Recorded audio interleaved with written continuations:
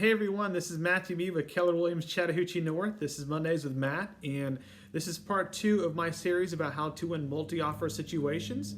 If you missed my video last week, I would encourage you to go back to my Facebook page or Instagram account and check out my video from last week. So I'm going to pick up where I left off from last week. So my first tip of the day is if you're trying to win a multi-offer situation, I would encourage you to write a clean offer. And when I say clean, I mean obviously offer a competitive purchase price, but I would stay away from asking for any closing costs if at all possible. I would refrain from asking for a home warranty or possibly even a termite bond. I would not ask for any furniture or belongings of the seller. I think the less you can ask for, the better it is for you. When the seller is looking at multiple offers. I would say another tip is I would be flexible on your closing date. Some sellers have already found their next house, and so they'd probably rather close on the house quicker than later. Most closings are about 30 days, and so you might need to write an offer for a 21-day close or a 30-day close, or in some cases, if the seller has not found their next house, they might need 45 or even 60 days. So I would have your realtor reach out to the listing agent and say, hey, what is the best closing date for your clients?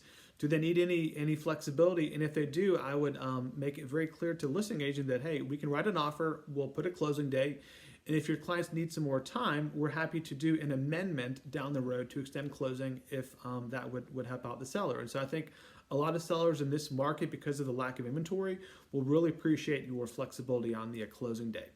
One thing I always encourage buyers to do, especially when it's a very competitive situation, is I would write a letter to the sellers from the buyers. And in that letter, I would tell the sellers how much you love their house, how you appreciate how much they've taken care of it, how you love all the renovations, how you can envision yourself and your family creating memories in that house. And I think these letters go so far in really telling the seller how much you really appreciate it and love their home. And every seller wants to pass their home on to someone who's going to take care of it just like they did.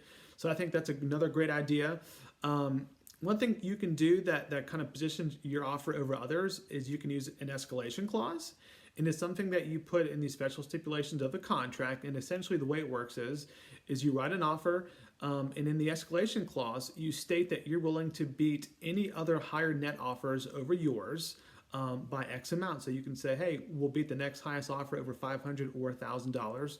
And so this is a way to where you can write an offer and put a little bit less guaranteed money, but give yourself flexibility to beat other higher offers if they come in higher than you. So that's another creative way to possibly win multi-offer situation. And then lastly, something that not a lot of realtors even know about, nobody ever even barely uses it. It's on page 1 of the contract. It's called option money. And option money is essentially non-refundable deposit that you can put down as a buyer. And if you decide to walk away from the contract for any reason at all, even during due diligence, you lose the option money. So it's a way to basically give guaranteed money to the seller, and it just gives them more peace of mind. It gives them more comfort maybe picking your offer over other offers. So that's my last tip, guys. I hope you've learned a lot. It's a very competitive market, and I would encourage you to work with a realtor who understands all of these different ways to write great offers to help you win the house over other offers. So thank you so much, guys. You'll have a wonderful week, and I'll see y'all next week. Bye-bye.